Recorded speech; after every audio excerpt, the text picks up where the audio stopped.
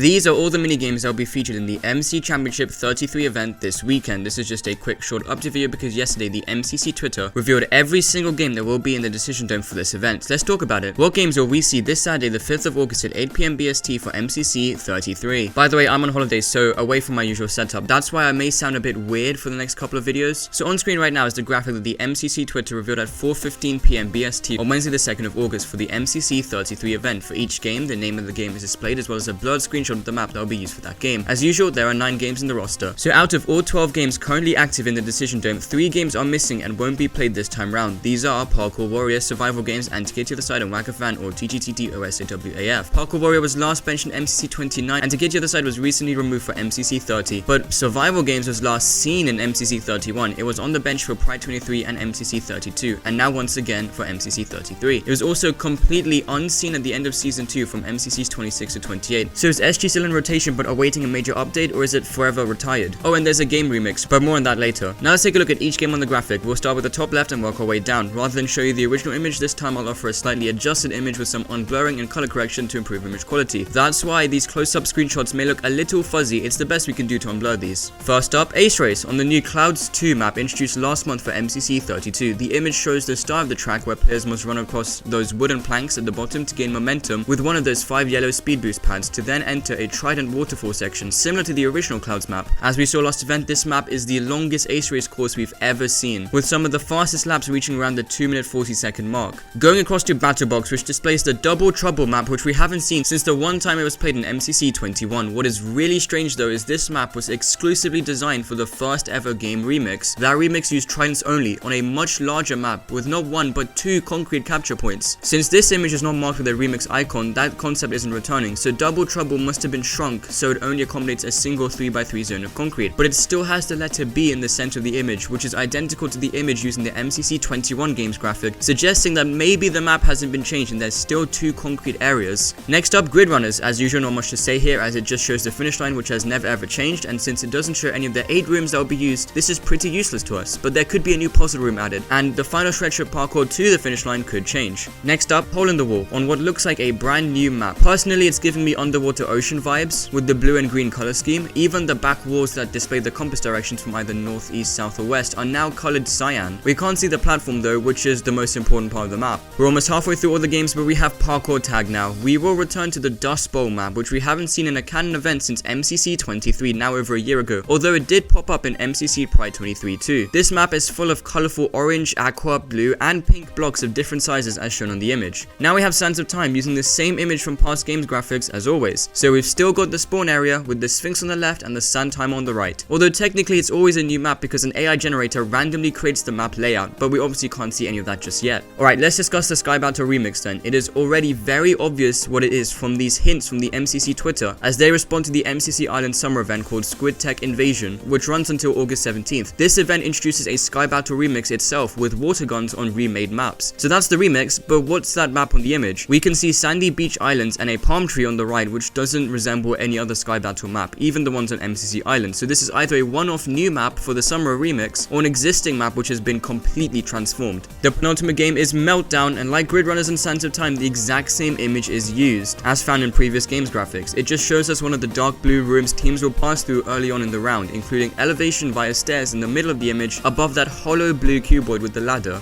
Finally, let's take a look at Rocket Spleef Rush. While the image shows us just one map called Temple, in this game there are actually 3 rounds across 3 different maps. Since there are iterations for each map in each round, as new pieces of land spawn, there will be more temple building things for players to try to survive on. The difference being that the layout and size will change based on round length and number of players still alive. Just one more thing to say guys, we will be told in advance of the event about each game and its changes in the MCC 33 update video, which will be released on Friday the 4th of August, so the day before the event on the Noxcrew YouTube channel. I'll link that channel and the original games announcement graphic down below in the description. Let me know what you think about that larger Battle Box map and the Sky Battle remix in the comments below. Well, I'll catch you all next week for the top fails from MCC 33, and don't forget to watch the event this Saturday. But for now, see ya Minecraft champions!